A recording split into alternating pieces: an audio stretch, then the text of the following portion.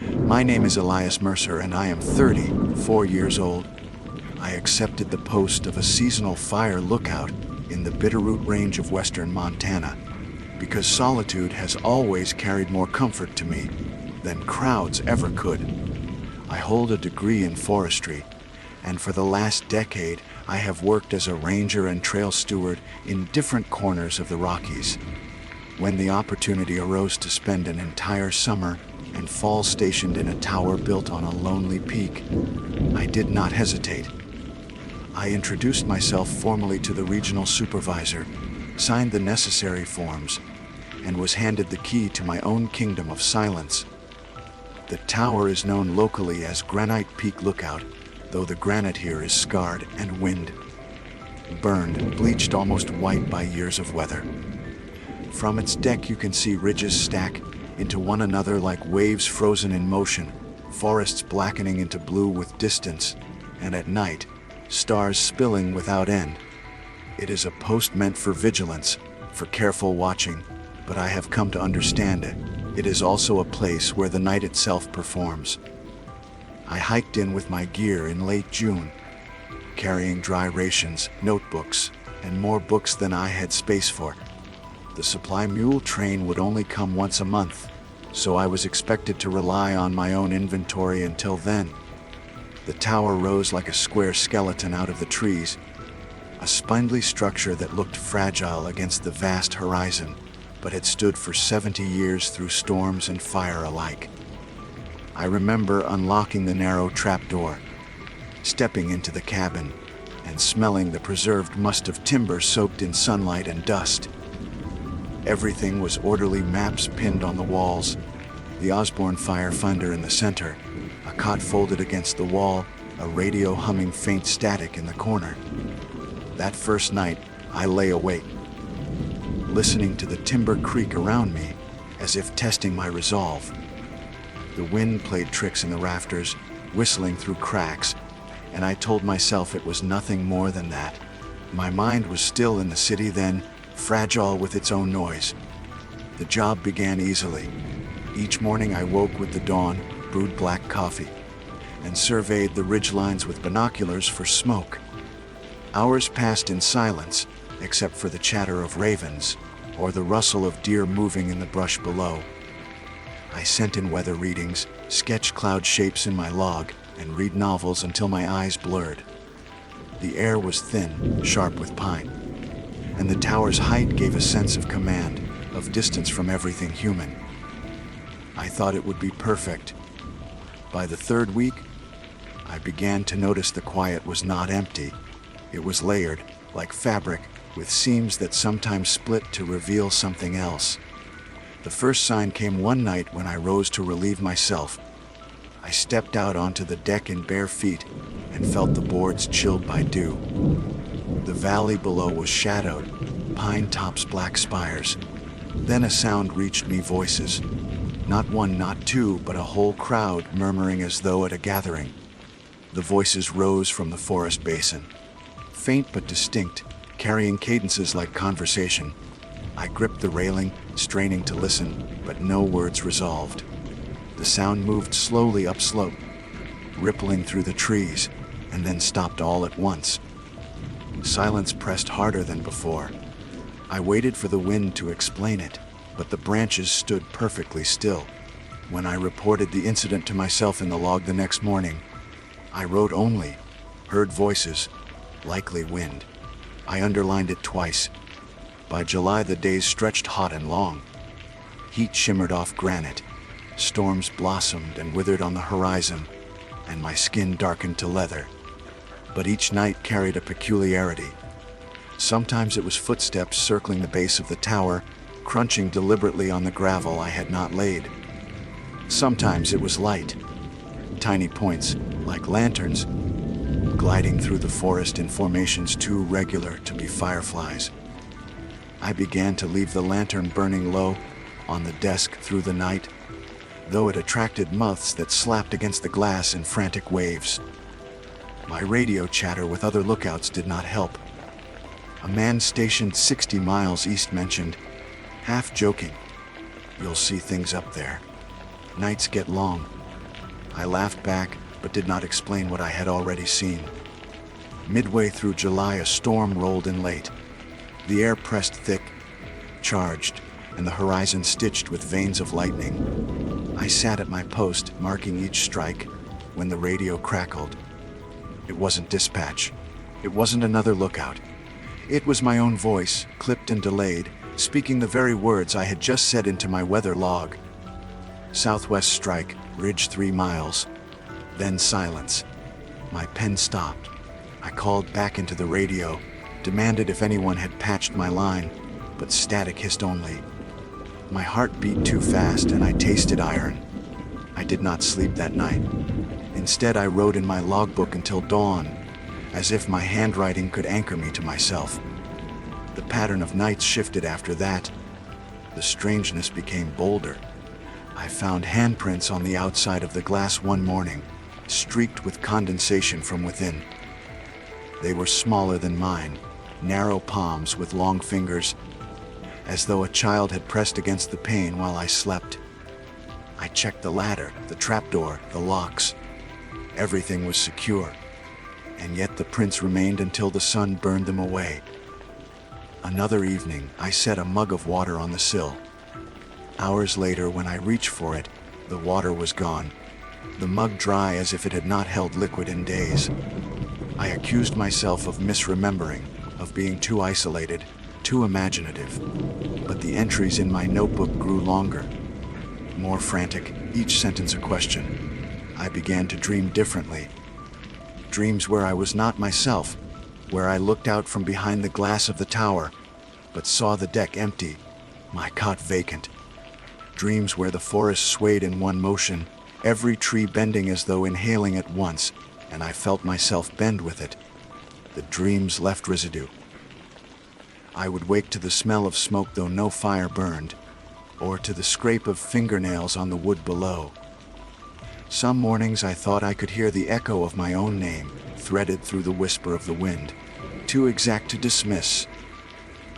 One night, toward the end of July, I climbed down the tower to stretch my legs.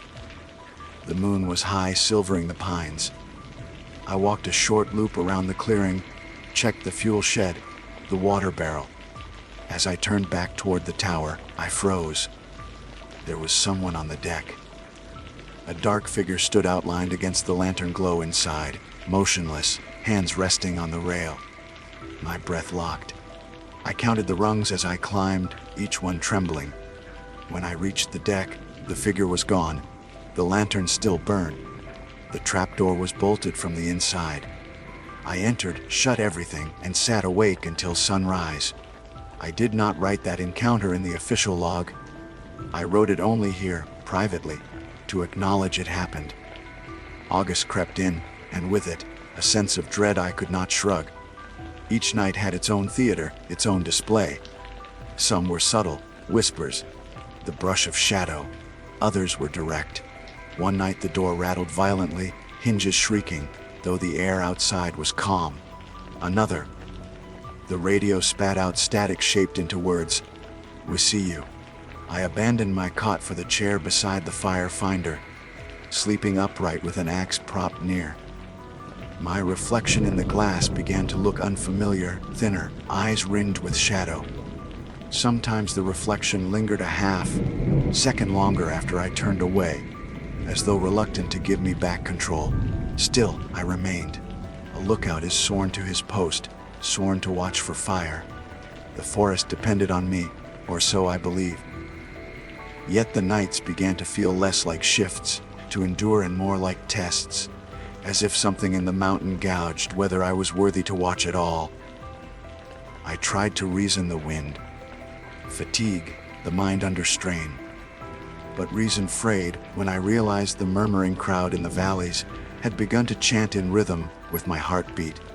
I write this account with a full recognition of how it may read. Paranoia, exhaustion, imagination. Yet the experiences are as tangible to me as the rough boards beneath my palms. I am Elias Mercer, fire lookout of Granite Peak, Montana. My duty is to watch, but what I watch is no longer limited to smoke and flame. The nights are strange here, and they have only begun to show their teeth. By the first week of August, I found myself counting the hours until sundown with dread. The daylight was still mine, filled with the order of measurements, compass bearings, and smoke reports. But night had become a country I entered unwillingly, a place governed by rules I hadn't been given. Even before the sun touched the horizon, the forest would begin to change character. The stillness wasn't natural, it was curated. Birds stopped mid-call, leaving unfinished notes hanging in the air like dropped threads. Chipmunks froze mid-scurry. It was as if every creature that lived here received the same order to hold its breath. That left me alone with the waiting. On one of those nights, lightning spidered across the western sky without thunder. I sat on the deck, my eyes fixed on the ridges where the strikes split rock in silence, and I caught a movement far below. A single light flickered, weaving between tree trunks, not fire, not headlamp, but something slower, steady, as though carried at shoulder height. It did not waver with wind or terrain. I tracked it as it drifted closer to the base of my tower. I leaned over the railing, waiting to hear crunching gravel or the scrape of boots. But when the light reached the clearing, it blinked out. I descended halfway down the ladder, lantern in hand, heart punching against ribs. Nothing. No tracks, no scent of smoke. Only the echo of my own breathing. When I climbed back into the tower, the lantern's glow behind me revealed a smear on the glass that hadn't been there.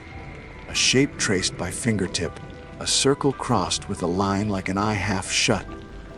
I wiped it away with my sleeve, but the oil smeared deeper, staining the view. The radio had become no better company. For weeks it had offered brief conversations with other lookouts, mundane exchanges about storm cells and temperature swings. But by August the voices grew faint, sometimes warped, sometimes overlaid with static that formed patterns too deliberate to be chance. One evening, while logging cloud cover, I heard another operator call my name. Not my call sign, not my tower, but my full name, Elias Mercer, spoken in a tone neither urgent nor casual, just level. I pressed the transmit button, asked who was speaking, but the only reply was my own question repeated back after a pause. Then the frequency dropped to silence. I couldn't bring myself to turn the radio off. If it called again, I told myself I had to hear it. It was during one of those nights, when the pressure of the dark was so heavy I could feel it against my teeth, that I tried something desperate. I propped open the logbook on the desk and wrote, "If you are here, tell me what you want." The pencil left grooves where my hand shook. I turned away, paced the narrow cabin. When I returned, another line had been written beneath mine in my own slanted script, to be seen. I slammed the book shut, checked the trapdoor, the windows, the ladder, as though some intruder might be crouched in the corners of the cabin. There was no one. The book sat innocently on the desk, closed, humming with its own weight. I shoved it under the cot and didn't retrieve it until morning, when daylight made me doubt my own sanity. The new line was still there. I stopped sleeping properly after that. My body existed in 2-hour increments, napping upright with the axe across my lap, jerking awake to the scrape of a branch or the patter of unseen steps circling below. Fatigue gnawed at me, made the shadows swell larger, made the whispers harder to ignore. And yet, some nights carried a clarity so sharp it terrified me more than dreams. One such night, I stood on the deck and stared down the moonlit slope, and every tree trunk aligned like ribs, every branch seemed poised, waiting. I felt the gaze of the forest press up against the tower walls. The air shivered with presence. I knew then that watching was no longer my job alone. Something was watching back, intently, as though measuring my endurance. Days didn't rescue me anymore.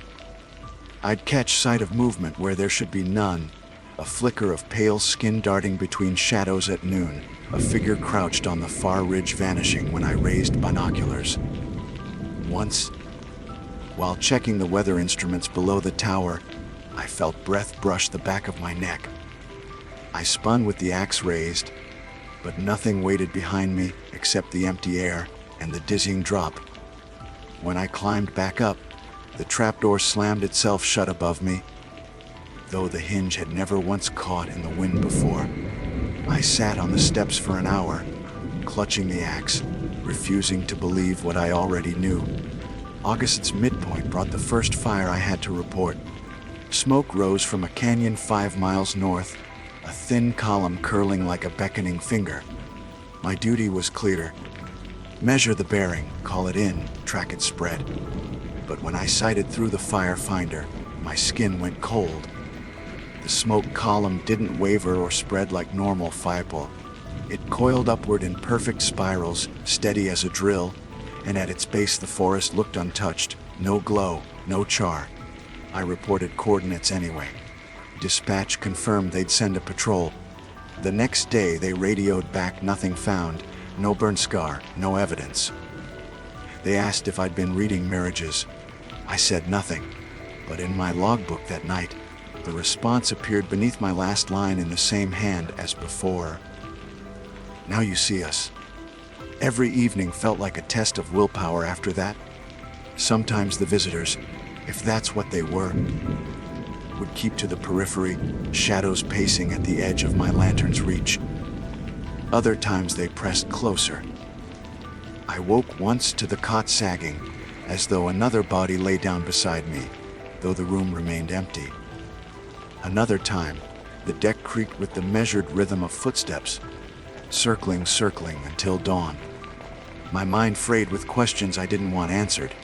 Were these human, spirits, something older, or worse? Something that had no concept of humanity at all, only of curiosity. The moment I realized the mountain had no intention of letting me leave came late in August. Supplies were due, the mule train scheduled for the third morning. I rose with the sun, prepared the rope haul, stacked empty crates on the deck. Noon came, then dusk, then midnight, but no supplies arrived. The trail should have echoed with hooves, the air with the jangle of bells. Nothing. I radioed dispatch, but the line hissed empty. Not even static this time. The next morning I hiked a half-mile down the trail, expecting to meet them, but the path ended abruptly at a wall of pines. Trunks jammed tight as if they'd grown overnight to bar the way.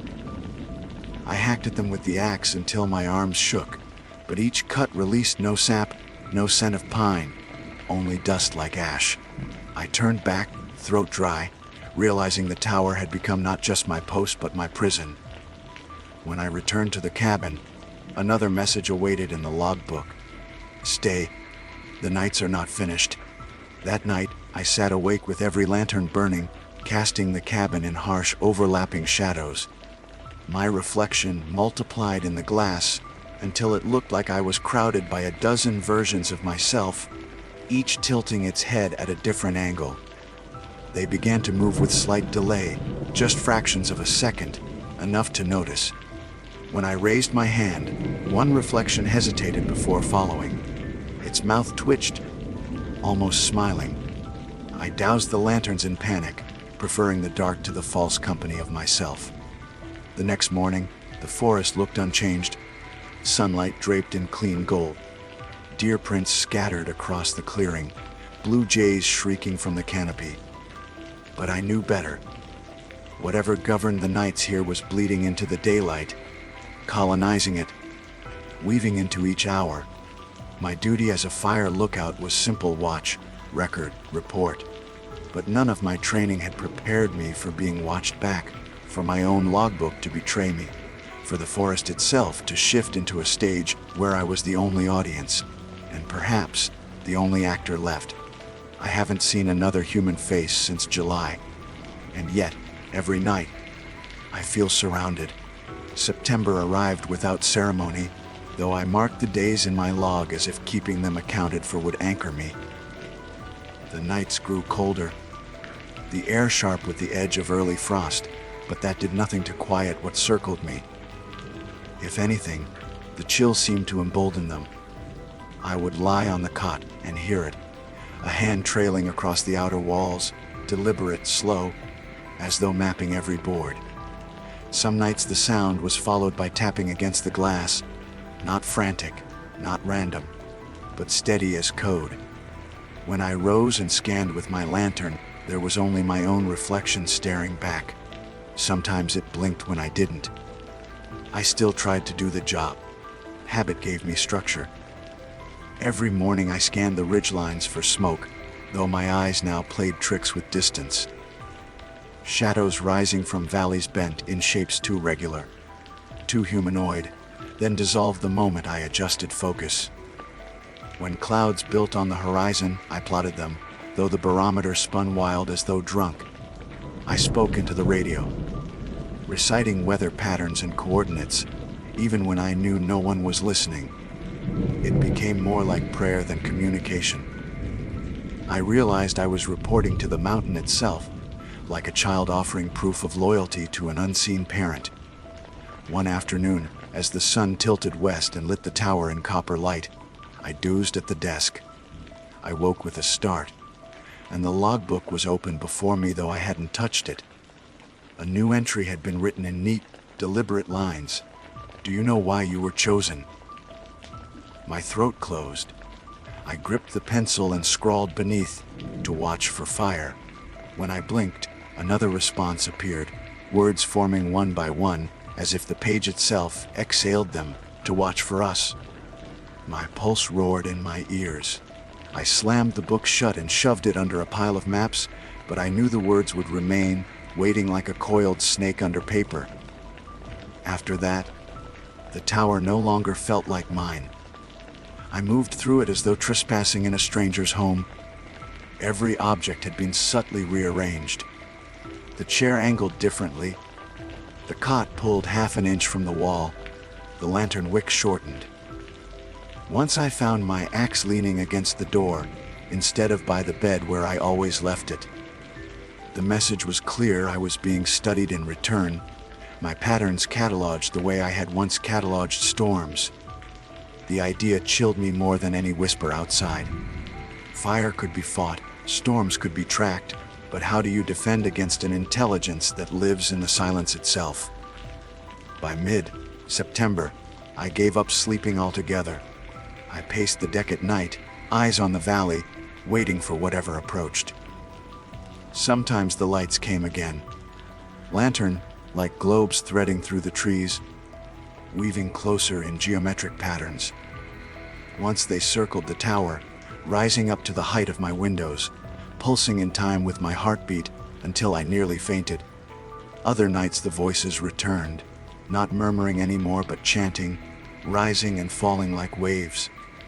The language was unknown but the rhythm undeniable. I clapped my hands over my ears, but the words crawled through bone instead of air. I wanted to scream back, to beg for silence, but fear of being acknowledged kept me mute. Then came the night of the knock. It was late, frost silvering the deck, the forest hushed into stone. A single knock echoed at the trapdoor beneath my feet. Not the rattle of wind, not the scrape of wood, but the firm knock of knuckles. 3 times. I froze in my chair staring at the hatch. The knock repeated. My skin prickled, every hair lifting. I forced myself to whisper, "Who's there?" My own voice answered back from below, same cadence, same weakness. "Who's there?" I sat rooted, heart hammering, until dawn smeared light across the horizon. When I dared to look, the trapdoor bore fresh scratches, concentric arcs like nails dragged outward. I thought of leaving then, abandoning my post, hiking down no matter what path the forest had sealed. But each time I gathered my pack, I would glance out the window and see movement blocking the trail. Figures standing among the trees, indistinct but upright, patient. They never moved toward me, never away, just held the line as if waiting for me to attempt escape. My gut told me plainly I would not be permitted. And some traitor inside me admitted I wasn't sure I wanted to leave anymore.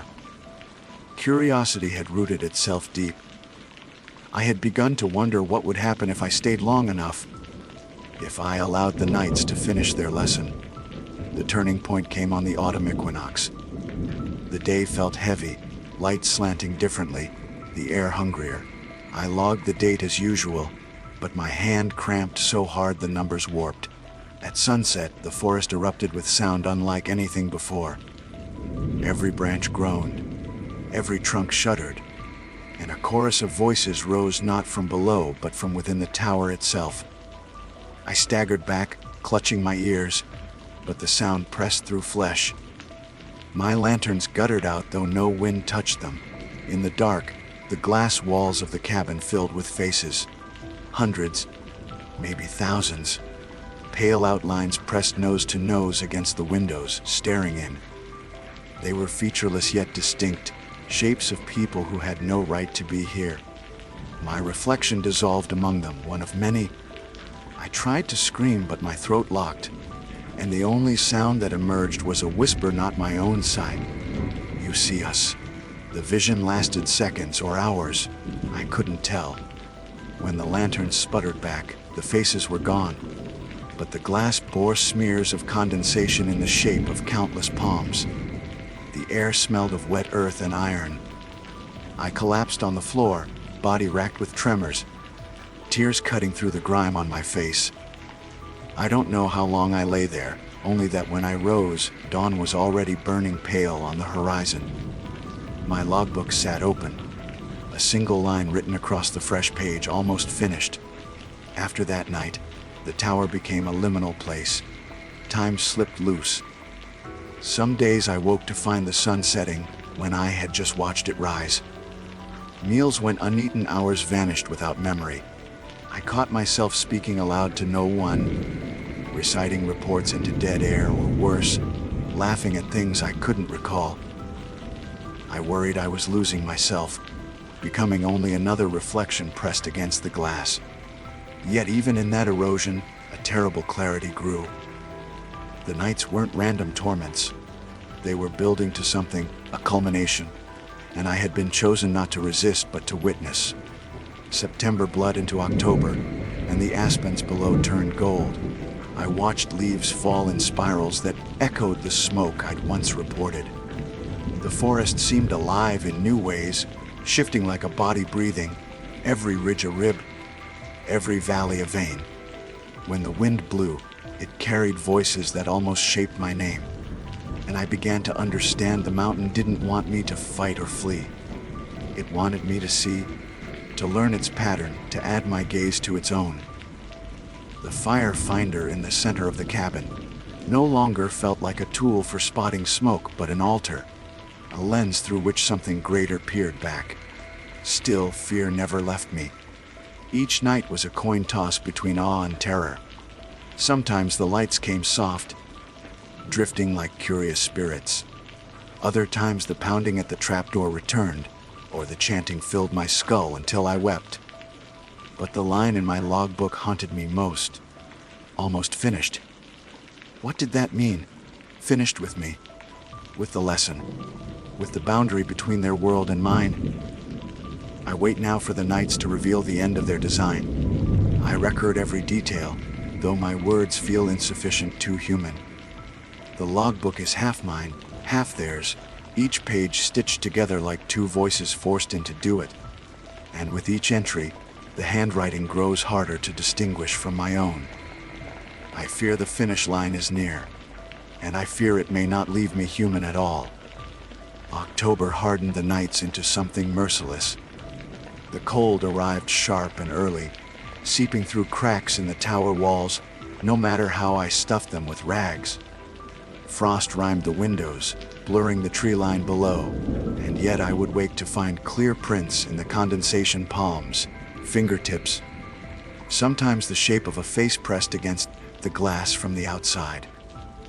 My breath fogged only a fraction of the pain, but the rest of the glass swirled with smudges, as if dozens had gathered in the hours I slept. I started to leave the lantern burning bright, hoping light might repel them. It didn't. If anything, the glow seemed to draw them closer, their shapes thickening in the reflection until I could swear I saw shoulders, rib cages, jaws straining at the edge of visibility. The logbook became less mine each day. Where once my handwriting dominated, now entire passages appeared without my touch. Looping script too perfect to be human. We watch through you. Your eyes are ours. Stay until the night finishes breathing.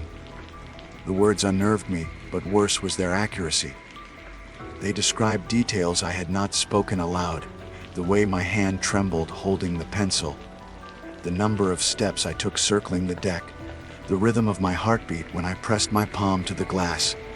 It was not just observation, it was possession. Sleep offered no refuge. Dreams blurred into waking so seamlessly that I stopped marking the difference. I would stand at the fire finder, sighting a distant ridge, only to realize hours later that the ridge had been a face leaning closer through the window, its eyes two black valleys, its mouth yawning like a canyon. Sometimes I would dream of fire, towers of smoke spiraling, flames racing down ridgelines.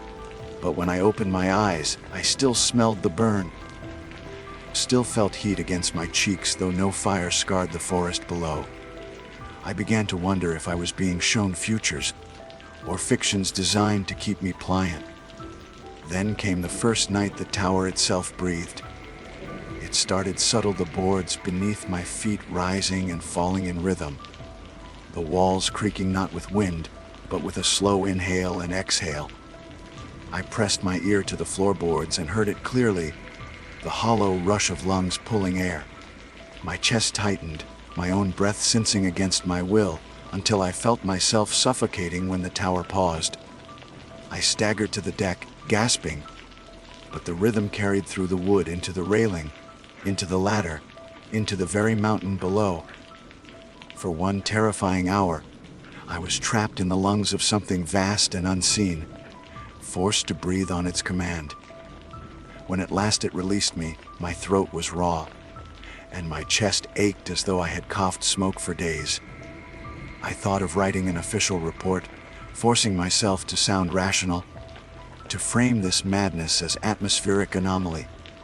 But every time I tried, the words bent beneath my hand, shifting mid-sentence into their own messages. Almost finished. Almost finished. That phrase repeated on page after page until I tore sheets from the log and burned them in the lantern flame. The smoke carried a stench not of paper, but of flesh. I nearly vomited. Yet even as the ashes fell, the logbook replaced the pages, whole again the next morning. The supply train never came. I stopped expecting it. My rations dwindled, cans rattling light as I stacked them back on the shelf. Hunger gnawed. But even when I forced beans into my mouth, the food tasted wrong, like soil, like rot. Some nights, though, I felt full despite not eating, as if the act of enduring the tower's breath fed me in ways I couldn't understand. My body thinned, my reflection sharpening in the glass until my cheekbones looked like the ridges below, and my eyes sank hollow as valleys. Yet my strength held. That was the most frightening part. I was wasting and thriving all at once. By mid-October, the forest stopped pretending to be ordinary. I looked out one morning and the tree line had rearranged itself into a spiral, trunks bending inward to form a vast pattern, like the whorl of an eye staring up at the tower. The next morning, the spiral had vanished, replaced by perfect rows as though planted by hand. I would blink, and the pattern shifted again, the whole forest reconfiguring with each glance. I stopped trusting my eyes, but the logbook confirmed what I saw, sketching diagrams in precise ink. This is the order. This is the shape you must learn. The voices grew clearer too. Where once they had murmured, now they called me by name, each syllable stretched, echoing, Elias drawn long like a thread pulled taut. Sometimes they came from the valley, sometimes from the deck itself, whispering through the slats as though lips brushed the wood.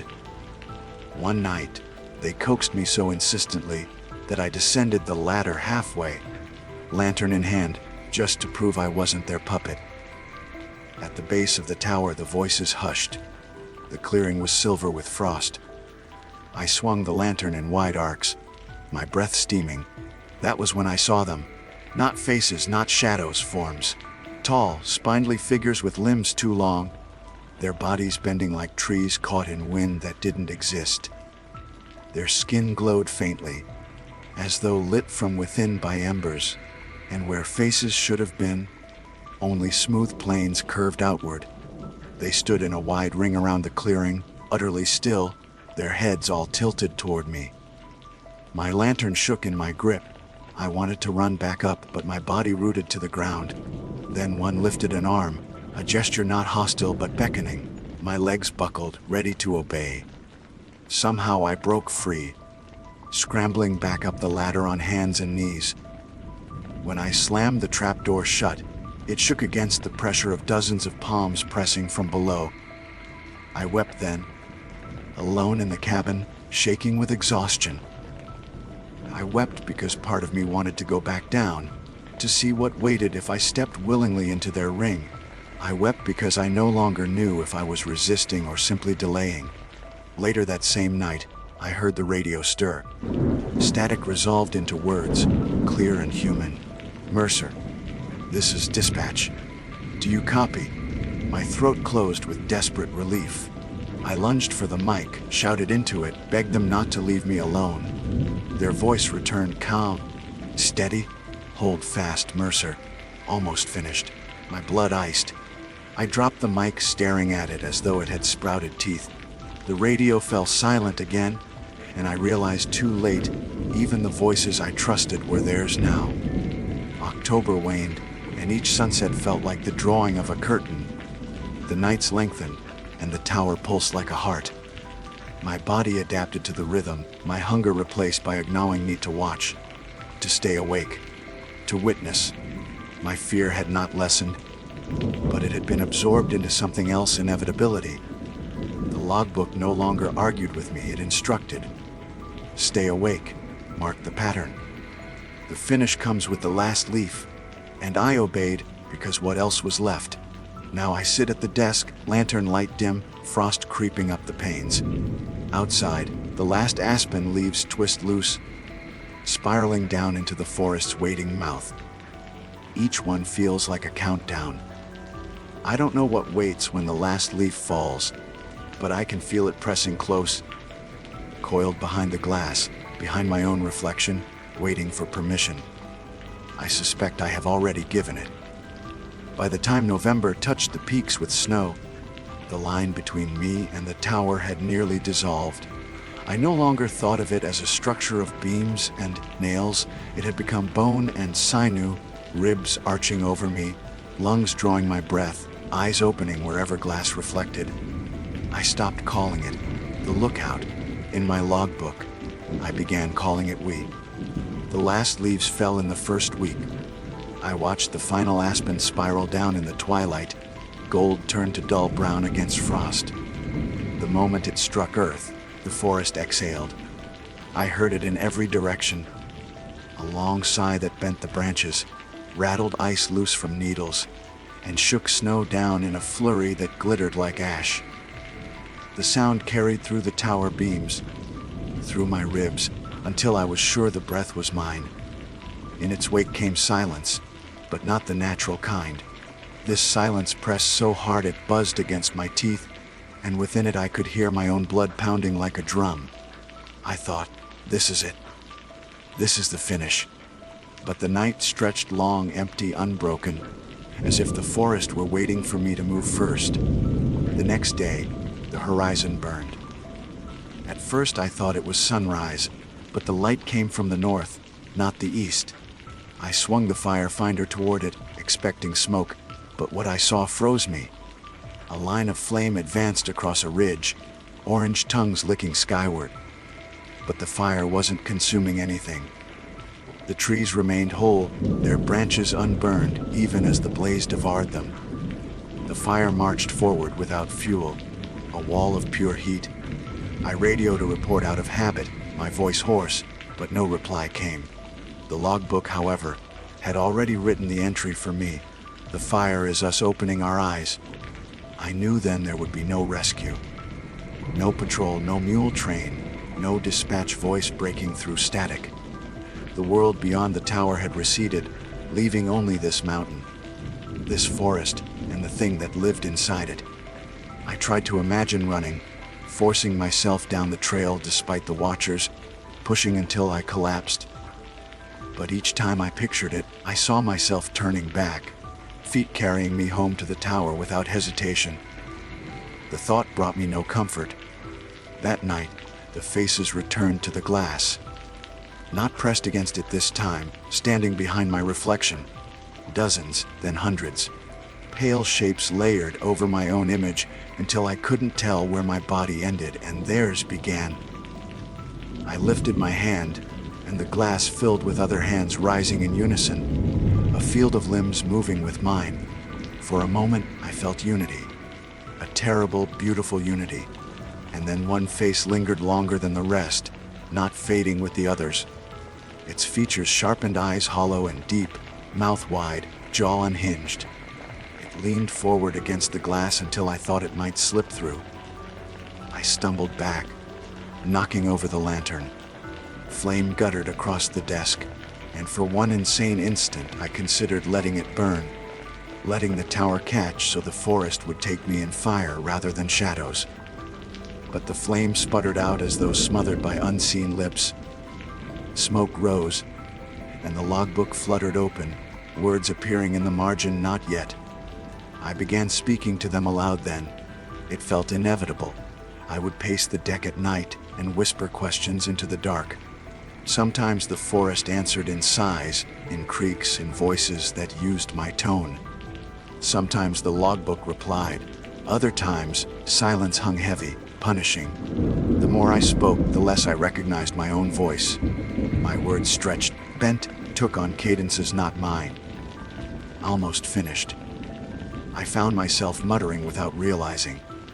I scrawled it across scraps of paper, the phrase looping until the letters no longer resembled language. Hunger had left me completely. I could go days without touching the canned food, and still I felt sustained, though my body was gaunt, bones jutting beneath skin. My eyes ached constantly, but when I closed them, light spilled across the dark like veins of fire. I started seeing from angles the windows didn't allow, catching glimpses of the forest floor beneath me, or the far ridge, or the hollow of the valley. At first it disoriented me, left me dizzy, but soon it became natural. The mountain was teaching me to see as it did all at once, from every side. The tower itself shifted too. Boards no longer aligned the same way each morning. The ladder tilted, as if the bones of the structure grew overnight. The cabin felt larger inside than out, the walls stretching. Corners leaning farther away when I reached for them.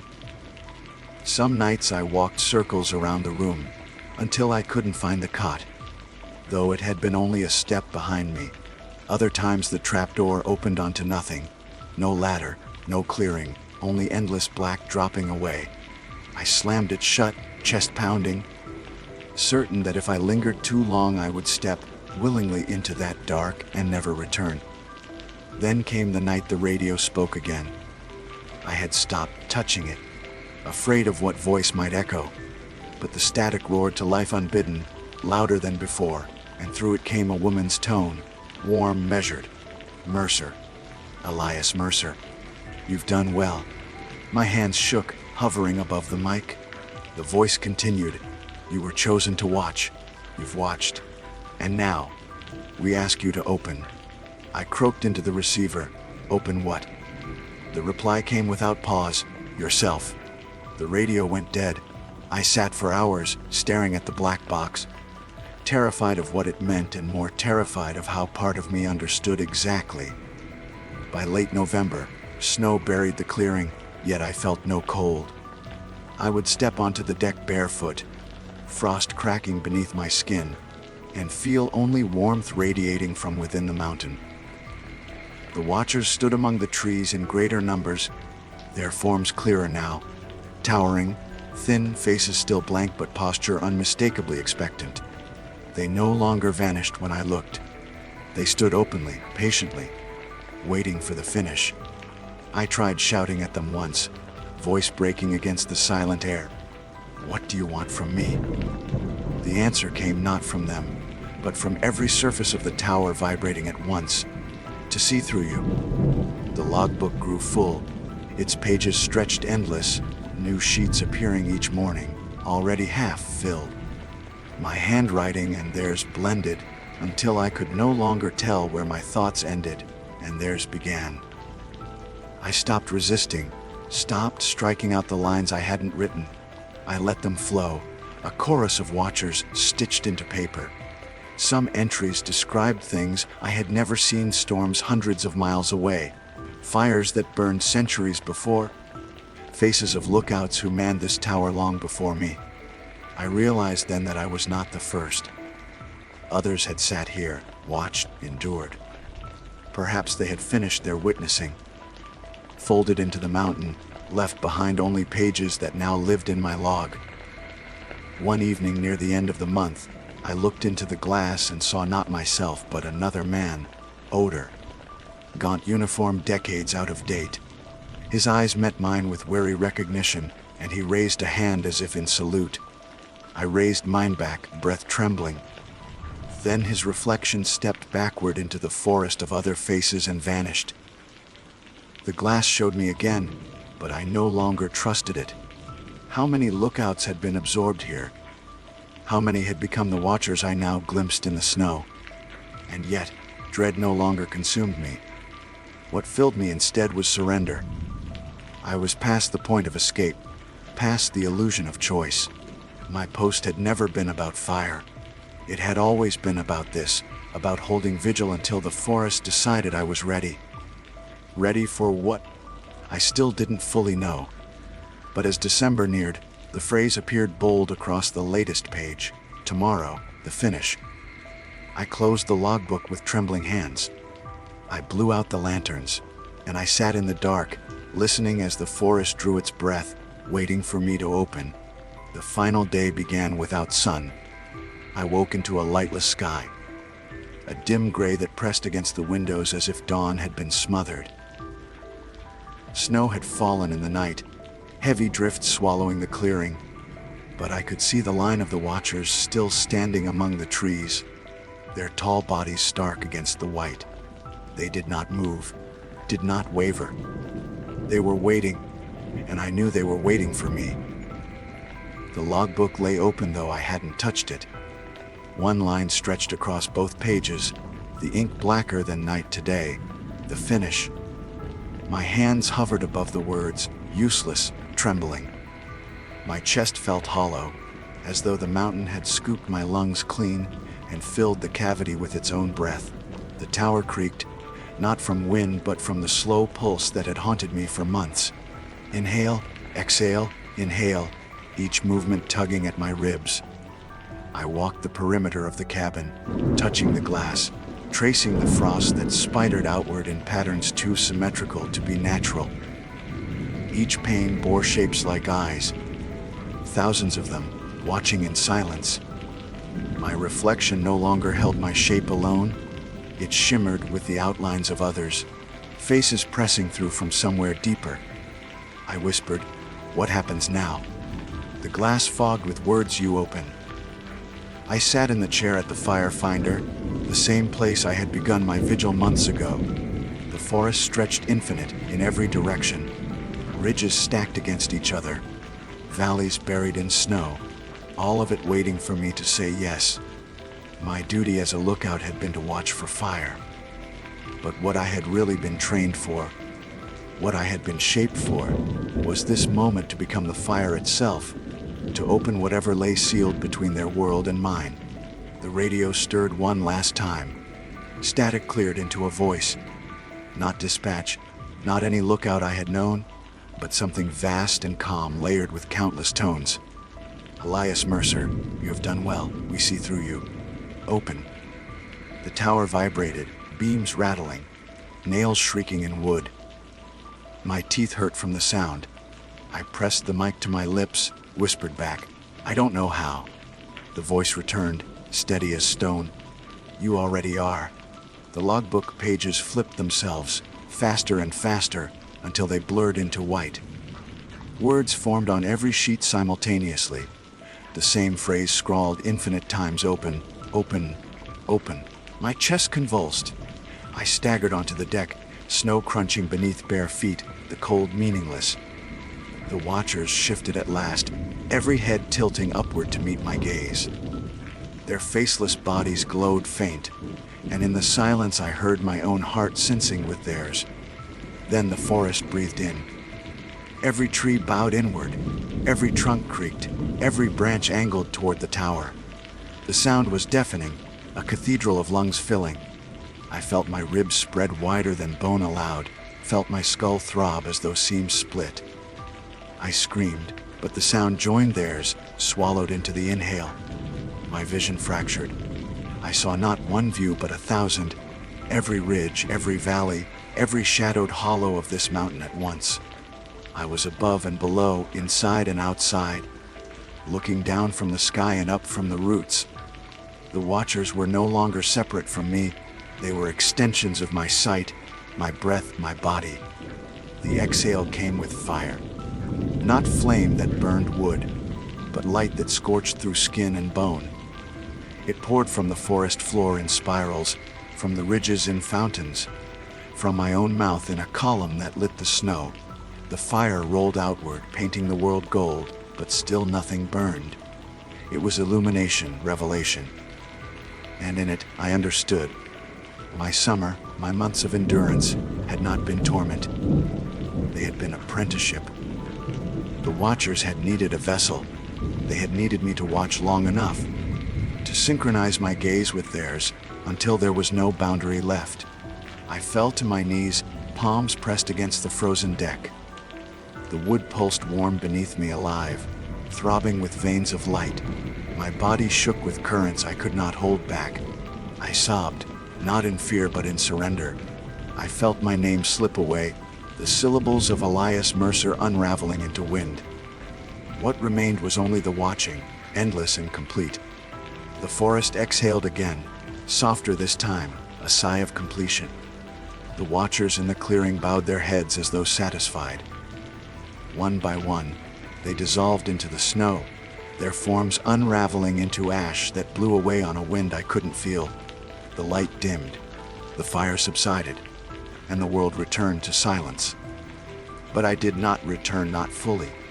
My body remained in the tower, trembling, breath ragged. My hands still gripped the deck railing. Yet my vision stretched miles away, across ranges, across rivers, seeing everything at once. Smoke rose on a distant slope, real fire, human fire, and I watched it curl skyward with clarity sharper than binoculars could grant. My duty was unchanged: to witness, to record. Only now, I was no longer a man in a tower. I was the tower. I was the forest. I was the eyes of something older than mountains. I stumbled back inside, legs barely remembering how to move. The logbook waited open on the desk, blank page ready. I picked up the pencil with trembling fingers.